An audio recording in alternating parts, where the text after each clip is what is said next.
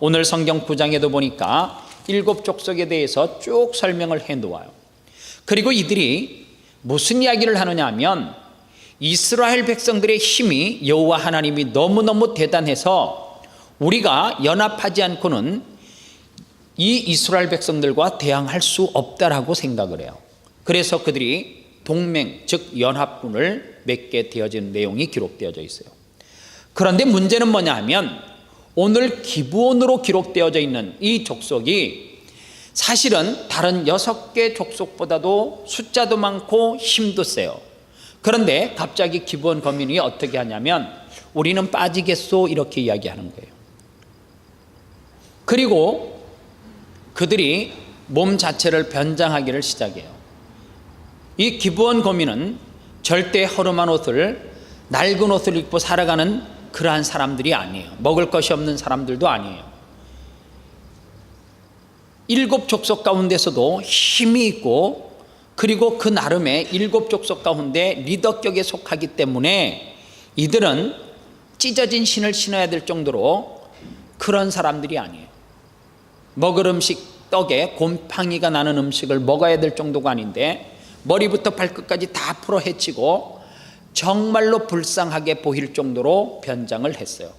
그리고 여호수아 앞에 가서 뭐라고 이야기하냐면 우리는 저 멀리서 왔고 우리와 너희들 사이에 조약을 맺기를 원한다 그렇게 이야기해요. 여호수아가 아무리 봐도 너희들은 먼 곳에서 온 것 같지 않은데 왔다라고 하니까 어떻게 해요? 손을 잡고 조약을 맺어요. 그리고 그들에게 무슨 일을 시키느냐 하면 성경에 보면 허들의 일, 즉 종들이 할 수 있는 물을 길러오는 일, 나무를 패는 일, 이런 허들의 일을 시키게 되어져요. 그런데 학자들은 여기에서 두 가지 견해로 이야기를 해요. 그 사람들을 받은 것이 맞다, 아니면 그 사람을 받은 것이 성경적이지 않다라고 이야기를 해요. 왜냐하면 성경적인 근거를 가지고 이야기를 학자들이 하기 때문에 두 의견이 틀린 것은 아니에요. 첫 번째로 강경한 주의자들은 어떤 입장을 이야기하느냐 하면 그들이 처음에 자기들을 속이고 왔지 않느냐, 그래서 그들을 어떻게 해야 되느냐, 성경대로 처리해야 된다. 그 성경의 근원이 어디냐? 신명기 7장으로 가요. 신명기 7장에 가면 여호와 하나님께서 이스라엘 백성들이 가나안에 들어가서 7족속, 즉 오늘 성경에 기록되어져 있는 이 족속을 만날 것을 알아요. 그리고 하나님께서 그들을 만나게 되면 그냥 이렇게 말해요. 다 쳐 죽여라 그렇게 이야기해요. 하나님 좀 무섭지요? 그냥 다 쳐 죽여, 다 죽여라, 남겨두지 마라. 이게 하나님의 메시지예요. 그게 신명기 7장에서 말하는 거예요. 그런데 또 한 부류에서는 진보적인 신학자들은 뭐라고 이야기하냐면 어떻게 다 죽이냐, 성경을 조금 또 볼 필요가 있다. 신명기 7장에서는 다 죽이라 그러지만 신명기 20장으로 넘어가면 어떤 사람이 왔을 때, 내가 쳐들어갔을 때에 무조건 이방인이라 해서 다 죽이면 안 된다. 다 죽이면 안 되고 살려둘 필요가 있다. 왜? 그들도 뭐 할 수 있는 기회를 줘야 된다고요? 회개할 수 있는. 그래서 나 너희들을 죽일 거다 그러면서 먼저 무엇을 선포하라 그래요? 평화를 선포하라 그렇게 이야기해요.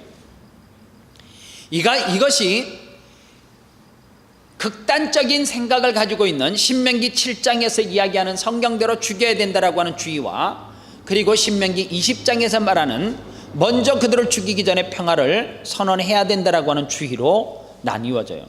성경에는 실질적으로 그러한 내용이 기록되어져 있어요. 그러면 성경에서 죽이라 했으니까 죽이는 것도 맞고 평화를 선포하는 것도 맞아요.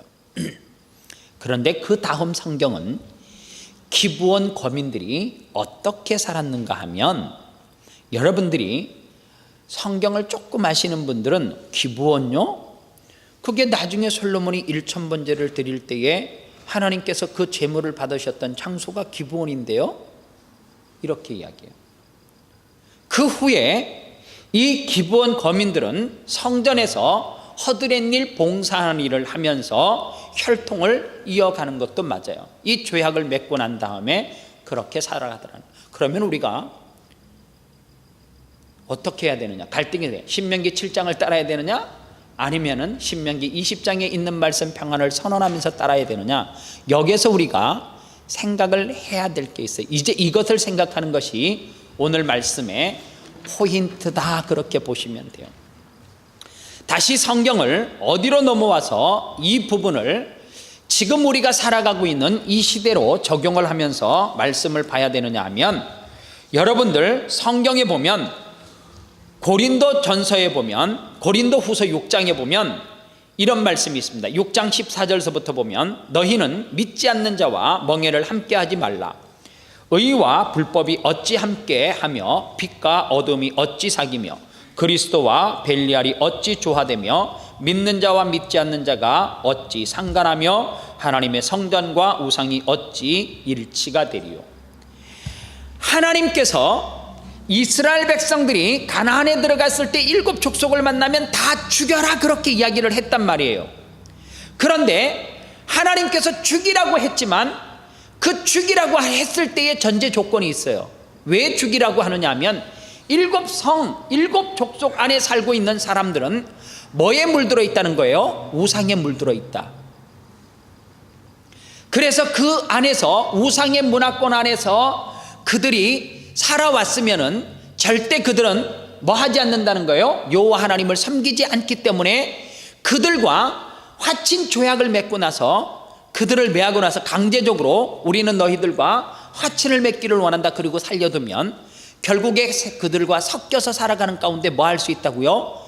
하나님의 자녀들이 우상에 물들 수 있기 때문에 죽이라는 거예요. 그래서 성경은 내가 내게서 멀리 떠난 성읍, 곧 이 민족에게 속하지 아니한 성읍들에게는 이같이 행하는데 어떻게 행하라는 거예요? 먼저 전쟁을 하기 전에 평화를 선포해라, 그렇게 이야기해요. 그러니까 쉽게 말하면 그 우상권 안에, 그 안에 울타리 안에서 물들은 사람과, 그리고 거기에서 좀 떨어져 살고 있는 족속들, 즉 그 영향권에 있지 않는 사람들은 먼저 무엇을 선포해야 된다는 거예요? 평화를 선포해야 된다는 거예요. 전제가 그거예요. 죽여야 되는 이유는 뭐예요? 하나님은 무조건 이방인은 죽여가 아니라 우상에 물들어서 우상을 오히려 믿는 이스라엘 백성들에게 전파시킬 수 있는 사람들은 죽이라는 이야기예요.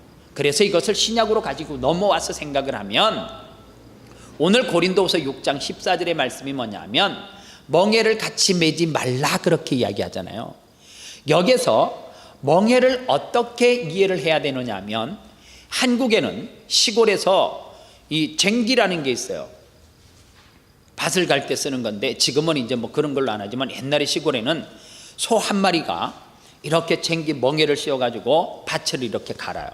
그런데 한국에도 어떤 지방에 가면 소 2마리가 이 멍에를 치우고 밭을 이렇게 갈아요. 자, 보세요. 이게 이제 멍에를 같이 한다라고 하는 이야기예요. 즉 멍에를 같이 한다라고 하는 것은 어떻게 하는 거냐면, 쉽게 이야기를 하면 결혼으로 비유를 하면 좋아요. 즉 멍에를 같이 메고 간다라고 하는 것은 어떤 이야기예요?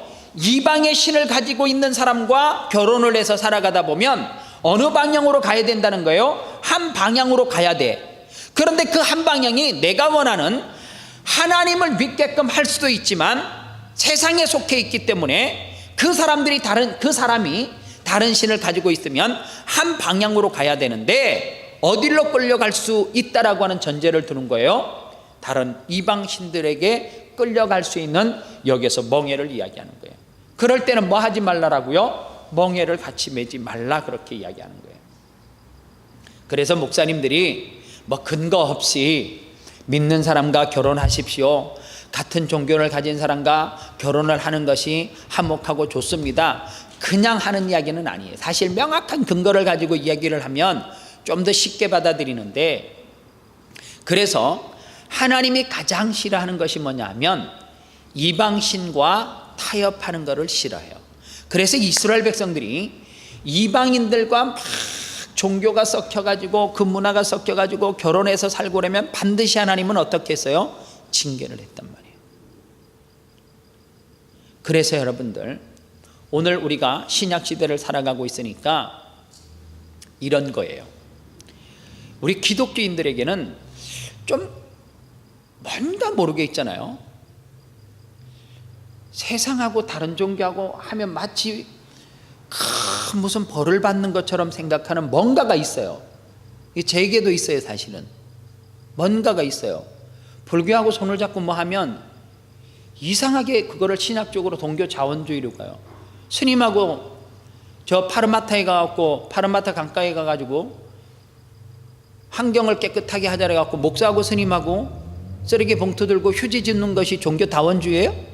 종교가 이렇게 통합되는 거예요? 아니, 그렇게 기독교인들이 생각을 해요. 제가 한번 오래된 이야기인데 4대 종단이 모여가지고 2002년 월드컵 승리를 기원하고 뭐 이렇게 이제 종단이 모여갖고 스님, 원불교, 신부님, 목사님들 모여가지고 내가 이제 목사님 대표로 축구를 하러 갔단 말이에요.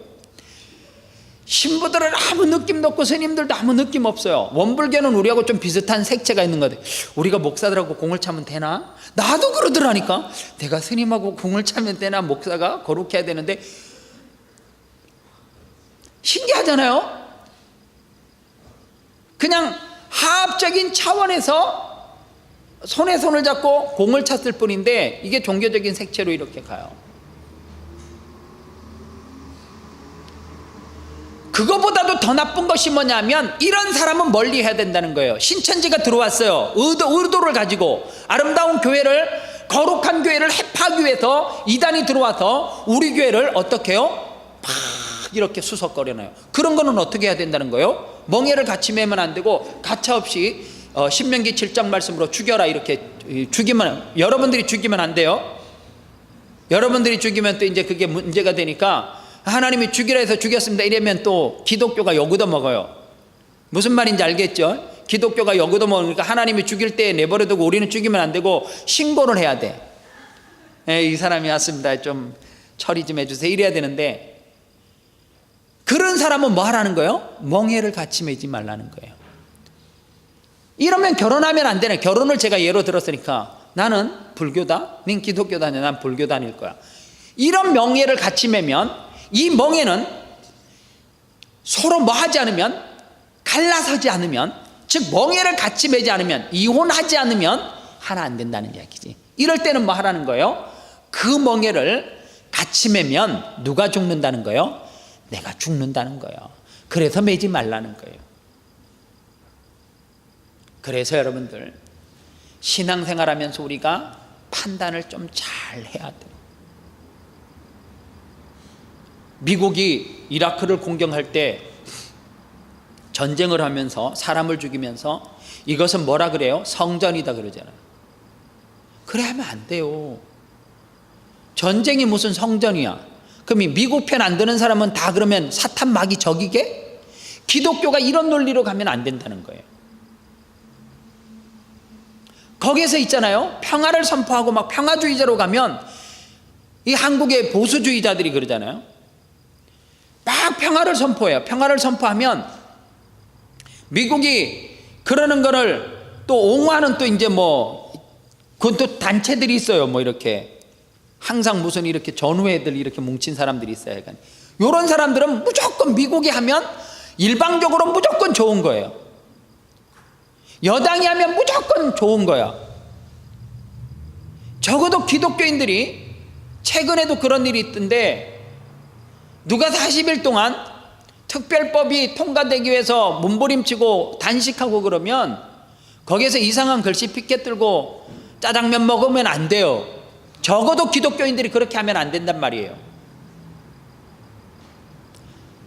짜장면은 뭐 고춧가루를 뿌려 먹어야 된다는 둥 막 이러면서 그 옆에서 단식 농성을 하고 있는데, 자식을 잃고 단식 농성을 하고 있는데 기도는 하지 못할 망정 거기서 짜장면은 꽃배기로 먹어야 되고 뭐 단무지를 뭐 어떻게 해갖고 먹어야 되고 고추, 이렇게 하면 안 된단 말이에요. 정말로 우리가 배척해야 될 거, 버려야 될 건 뭐예요? 이방신들과 타협하는 거. 뭘 먼저 버려야 되는 줄 아십니까? 정말 우리에게 버려야 될 것이 그런 거를 배척하고 어떤 나라가 기독교 나라라 할지라도 그것을 일방적으로 하는 것을 찬동하는 것이 아니라 정말 우리 속에 버려야 되는 거, 유교적인 사상을 버려야 돼요. 그렇게 목사가 이야기를 해도 결혼하는 날짜는 받아와야 된다는 거예요. 그런 거 버리셔야 돼요. 이사하는 날짜는 어쩔 수 없습니다. 목사님 주일날 이사하는 거를 이해를 하래. 왜 그랬더니 그날이 좋은 날이래. 손 없는 날이라는가? 그 이사다 손 잘리, 손 없는 날은 손 잘리는 거 아니에요? 손이 없대. 왜 우리에게 손이 없어요? 여러분들, 정말로 우리 속에 버려야 되는 것이 하나님이 정말 싫어하는 것들이 그런 거란 말이에요. 하나님 앞에 기도하고 안 믿어. 확신이 없어. 하나님을 안 믿으니까 확신이 없으니까 사주팔자 보러 가고 전물 치러 가는 거지. 미안한 이야기지만 한국에 나가셔서 옛 추억을 생각하면서 심심풀이로도 그런 거 하지 마세요. 하나님은 너무너무 그거 싫어해. 목사인 나도 불쾌하고 싫은데, 우리 교회 성도가 그랬다면 그거 너무너무 싫은데 하나님은 신명기 7장을 들여대 갖고 죽이면 어떡할라래. 정말로 그리스도인들이 버려야 될 것이 그런 거란 말이에요. 우리 속에 있는 그거를 버려야 돼. 하나님 앞에 기도하고도 확신이 없어. 확신이 없으니까 어떻게 해요? 안 맡기는 거지. 그리고 어떻게 해요? 다 내가 처음부터 끝까지. 그래 하지 마세요. 자녀도 마찬가지예요. 얘 생각이 있다니까. 얘네들 생각 없는 애 같아도. 아버지보다 훌륭한 애들 내가 지금 봐도 많아. 여기 요 줄에만 딱 봐도 아버지보다 훌륭한 애들 많아. 정말 많아. 정말이에요. 똑똑하고요, 신앙이 더 좋은 젊은이들이 많아요. 생각 없이 살아가는 것이 아니라 얘네들 속에 엄청난 비전이 있어요. 제가 꿈꾸는 그 비전, 꿈꾸지 못하는 그것까지 이들 속에 가득 차 있을 수 있어요. 그런데 그 꿈을 어른들이 어떻게 해요? 다 우리 안에 가둬놓고 이제 울타리, 너 요 안에 있어라 이러면서 자꾸만 성을 쌓아요. 뛰쳐나오지 못하게 높이. 너 요것만 해. 아니에요. 그냥 담을 허무셔야 돼요. 내 자녀가 아니라 하나님의 자녀라니까. 얘는요, 왜 우리가 말로는 그렇게 하고 안 믿어요? 하나님이 주신 선물이라며요. 하나님이 내게 은혜로 줬다며요. 그런데 왜 자꾸만 내가 노력을 해가지고 내가 힘써가지고 됐다라고 생각을 해? 아니죠. 그거는 우리의 공로가 없어져야 돼요. 누구의 공로? 하나님의, 오직 하나님의 공로만 있어야 돼요. 내 힘으로 무엇을 할 수 있다라고 목사님 전언해요? 아니에요. 우리 시골 교회 출신 1호 목사님이 장 목사님이에요. 그분은 제 친구 형님이에요. 제가 감히 쳐다볼 수도 없을 만큼 우리 동네에 교회가 생기고 태초 1호 목사님이에요. 그런데요, 그분이 정말로 은혜를 많이 받았어요. 너무너무 은혜가 충만해가지고 결혼을 할 때쯤 되어졌는데, 그때는 우리는 뭐 코올리기죠, 코올리기. 그런데 그 시골촌에서 형님 한 분이 딱 양복을 입고 딱 나타나시고 기름을 딱 발라갖고 유대팔로 딱 정리를 했는데, 성경책을 가슴에 딱 쥐고 나타나는데, 옛날에 우리가 같이 이렇게 아는 형이 아니야. 형님이 아니야. 이거는 신령 한 분이 나타나셨어요. 그러다 어느 날 늦게 장가를 들으면서, 그때 당시에도 30이 넘어서 장가를 간 거예요. 그런데 제 친구의 아버지가 교회 장로님이셨어요. 신앙이 그렇게 좋으세요. 교회 옆에다가 사택 옆에다 집을 지었고, 사택에 모든 살림, 그때 당시에는 교회가 어려울 때잖아요. 목사님 사택에 먹을 것까지 다 공급을 해주는 장로님 가정이에요. 항상 교회가 옮기면 붙어다가 집을 지었으니까요. 얼마나 믿음이 좋은지. 이름도 제가 아니죠 뭐. 그런데 그 장로님이 아들에게 그렇게 이야기했는 거예요. 그 며느리는 아닌 것 같다고. 왜 아니냐고 막 이제 아들이 믿음이 없는 자여 아버지에게 이제 막 그렇게 한 거예요. 믿음이 없는 아버지여 왜 주의 이름으로 안 되냐고.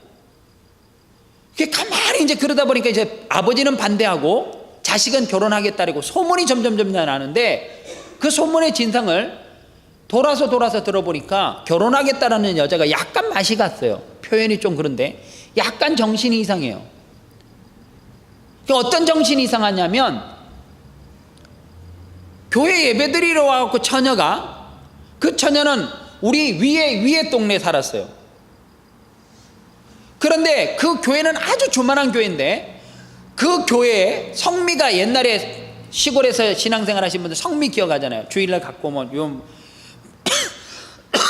주머니에다 갖고 오면 교회 입구에다 성미함에다 넣잖아요. 성미를 가지고 자꾸만 떠다가 동네는 드나무에다 자꾸만 뿌린대요. 춤을 추면서 막 이러면서 이렇게 안 되게, 어떤 느낌인지 알겠죠? 그러니까 동네에서도 소문이 났어요. 근데 얼굴은 너무너무 예뻐요. 근데 이 향림 목사님이 그 교회에 집회를 하러 가셨나 봐요. 그런데 마음속에 집회를 하는 중에 무슨 확신이 왔냐면 저 여인은 내가 고칠 수 있다는 확신이 온 거예요. 근데 여러분들, 확신이 오는 것도 중요하지만 확신이 왔으면 하나님은 고쳐주세요. 근데 확신이 오는 거는 문제지. 확신이 왔으면 기도하면 나아야 되잖아요. 그죠? 확신만 온 거예요. 결혼을 자꾸만 하겠다래. 그럼 언제 고치냐? 장로님이 하도 이제 자식의 이야기니까 언제 고치냐? 결혼하면 고친다고. 그 전에 고치라고. 내 식구가 돼야지 고치지 않냐고. 아버지 장로님이 무슨 목사가 그러냐? 내 식구가 안 돼도 고쳐야지. 그 불쌍하지 않냐? 막 이러다가 아버지의 반대를 무릅쓰고 결혼을 했어요. 결혼을 하고 그 교회에, 우리 동네 넘어 교회, 그 조그마한 모래교회라고 하는 작은 동네에 전도사님, 그때 이제 목사님이 되셔가지고 그 교회 부임을 해서 갔어요. 이제 결혼을 했는데 고친다 했잖아요. 안 고쳐지는 거예요. 주일날 성미를 드리면 사모님이 성미 뽑고 막 이렇게 뿌리고 다니는 거예요. 이 동네 이렇게 큰 나무에다가. 결국엔 결혼도 실패하고 그 여인은 고쳐지지 않고 집 나갔고, 그리고 목사님은 그 교회에서 사임을 하고 나오고, 그리고 그 다음에 한번 그런 아픔을 겪고 나니까 목회 데미지가 오는 거예요. 목회를 제대로 못 하셨어요. 내 확신이 아니라 내 확신으로 가는 거 아니에요. 내 믿음이 아니에요. 하나님의 믿음이지. 하나님이 주시는 믿음이지, 확신이지. 자꾸만 우리의 확신을 가지고 가다 보니까 잘못된 길을 내 확신, 내 의지로 가는 거예요. 여러분들의 의지는 믿음이 절대 아닙니다.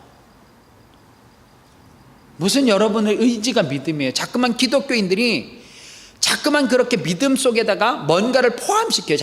뭔가를 자꾸만 이렇게 곁다리로 포함시키고 이것을 뭐라 이야기하는 거예요? 믿음이라 그러는 거예요. 그래 신학교면 다 실패해요. 그래서 사모님이 되면 다 실패해요. 왜요? 내 확신으로, 내 믿음으로 왔기 때문에 실패한다는 거예요. 그래서요, 오늘 우리가 이 말씀을 통해서 그리스도인들은 어떻게 살아가느냐, 여기에서 이제 말씀의 내용을 정리해 보면 이런 거예요. 기브온 족속처럼 우리에게 그들의 것을 버리고 뭐 하는 사람은 들어오면 용서하고 받아야 된다는 거죠. 그리고 또 하나, 우리가 믿지 않는 사람들과 교제를 하지 말라라고 하는 이야기 하나요. 기독교가 세상 속에 있어요. 세상은 누가 지배를 해요? 사탄이 지배할 수 있도록 하나님이 이름을 하셨어요. 세상과 등을 지고 살아가는 것 절대 아닙니다. 그건 이단이에요. 우리는 세상 속에 들어가서 빛과 소금이 돼야 돼요. 빛과 소금이 되려고 하면 우리가 귀득권을 가지고 높은 자리에서 되고 안 되고를 결정하는 거 우리에게 있는 것 아니단 말이에요. 우리는 그들 속에 뭐 하면 돼요? 녹아 들어가면 돼요. 뭐를 하기 위해서? 변화시키기 위해서. 그러나 그들과는 뭐를 맺지 말으라고요? 멍에를 맺지 말으라고요. 제가 아는 선교사님이 한 분이 일본에 선교를 갔어요. 한국으로 말하면 저 청량리에 이렇게 뒷골목에 이렇게 안 좋은 동네 같은 그런 일본에 가서 선교를 한다고. 2년 동안 선교 열매들이 얼마나 많이 맺히는지 선교 보고를 하는데 놀라웠어요. 그런데 3년째 되는 해에 그 중에 한 여인과 시험이 들어가지고 가정을 포기하고 다른 동네 가갖고 포주님 하시고 사신대. 목사님, 선교사님이 포주님을 하고 사신대. 이해가 안 가잖아요. 내 힘으로 할 수 있다라고 하면 그래 되는 거예요. 여러분들, 선교도 어느 지역에 아무나 누구나 갈 수 있는 게 절대 아니에요. 정말로 하나님이 보내시는 힘으로 가야 되지. 하나님이 보내셔야지 가서 하지. 그냥 한번 가보지면 안 돼요. 결혼도 마찬가지예요. 그냥 해보지면 아예 될 거야. 아유, 우리 목사님이 잘 인도하시면 아니요, 난 자신 없어요. 멍에를 같이 매는 거는 뭐 하대요? 정말 조심하대. 그러나 우리가 세상 속에 있기 때문에 세상 가운데 뭐 할 사람들, 기브온 족속처럼 변화시킬 사람들이 있단 말이에요. 그런 사람들에게 뭐 해야 돼요? 그리스도의 복음을 우리가 세상 속에서 들어가서 전하는 것은 우리의 책임과 의무예요. 그래서요, 항상 그런 것 같아요. 세상과 너무 깊숙하게 들어가서 그 속에 들어가서 뭐를 다 뒤바꾼다라고 내가 그런 장담하지 말고요. 그래서 여러분들, 이것도 좋지 않아요. 기독교인들은 기독교인들만 모여서 신우회를 조직하는 것도 좋은 거 아니에요. 특별한 색깔만 가지고 있는 것도 좋은 거 아니에요. 세상 속에 들어가서 잔잔하게. 그래서 여러분들, 세상 속에서 실패를 하는 사람들 대부분이 보면 뭐가 안 돼서 실패해요? 충전이 안 되면 실패해요. 그 충전을 어떻게 받는 거예요? 예배를 통해서. 핸드폰 하루 종일 쓰고 나서 그 다음날 하루 종일 쓸 수 있는 핸드폰 없어요. 뭐 해야 돼요? 반드시 충전해야 돼요. 저는 하루에 심심하면 갖다 꼽아요. 작은 놈이 핸드폰을 하도 써가지고. 안 꼽으면 진짜 필요할 때 못 써요. 왜요? 가보면 몇 프로 안 남았어. 막 나가려면 내비게이션 켜갖고 나가려면 없으면 정말 당황스럽잖아요. 믿음도 같은 거예요. 1년 전에 충만하다고 지금 충만하다라고 아니에요. 절대 안 충만해요. 지금 현재 내가 하나님 앞에 기도하는 양, 내가 하나님 앞에 찬양하고 말씀 보는 양, 하나님 앞에 엎드려서 하나님 앞에 부르짖는 그 양이 믿음이에요. 5년 전에 하나님 앞에 떼굴떼굴 굴른 거 많이 식었어요. 닳았어요. 소멸됐어요. 점점 약해져요. 에너지가 빠졌단 말이에요.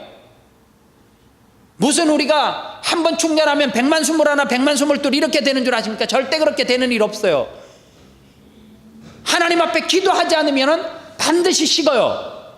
그렇기 때문에 세상 속에 들어가서 소금이 되는 것도 그렇고 세상을 변화시키는 것도 그렇고 어떨 때 들어가요? 매일 들어가기 위해서 뭐 해야 돼요? 충전해야 돼요. 무장해야 돼요. 그러지 않으면 왜 하나님께서 이스라엘 백성들이 가나안을 주겠다라고 하고 난 다음에 가나안 족속들을 다 죽이라고 이야기를 해요? 이유는 딱 하나예요. 들어가서 가나안에 살다 보면 그 세상 속에 물들어서 누가 바뀌어요? 이스라엘 백성들이 세상에 물들어서 하나님의 자녀들이 바뀌기 때문에 그런 거예요. 오늘 그런 의미에서 예배는 매일매일 하나님 앞에 에너지를 공급받는 거예요. 그래서 예배해야 돼요. 그거를 여러분들 보면 몰라요?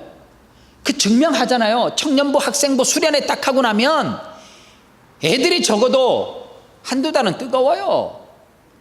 안 뜨거우면 본인이 문제가 있는 거지. 왜? 하루 종일 예배하는데 어떻게 안 뜨거워져? 그 열기가. 하다못해 목이라도 목사님, 전도사님 이러고 오는데 그것도 한 일주일 가는데 목이 풀릴래도